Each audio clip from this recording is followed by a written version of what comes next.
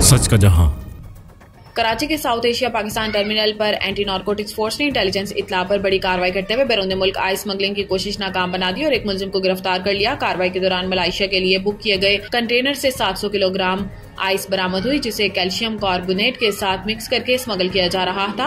ANF ने container में मौजूद 854 बैगों की तलाशी ली, जिनमें से 28 बैगों में आइस की मौजूदगी की निशानदही हुई। गिरफ्तार मुलजिम कराची का रिहायशी है और कंटेनर एक निजी कंपनी की जानिब से कुआलालंपुर मलेशिया के लिए बुक करवाया गया था। ANF गिरफ्तार मुलजिम से तहकीकात जारी रखे हुए है, जबकि दीगर मुलजिमान की गिरफ्तारी के लिए कार्रवाइयां की जा रही हैं। तर्जुमान ANF का कहना है कि ये कार्रवाई मंशियात स्मगलिंग के खिलाफ फोर्स के अज़म का मजहर है। ANF मुल्की और बैनुल अक़वामी सतह पर मंशियात स्मगलिंग की रोकथाम के लिए पुरअज़म है और मंशियात फरोशों के अज़ाइम को किसी सूरत कामयाब नहीं होने दिया जाएगा।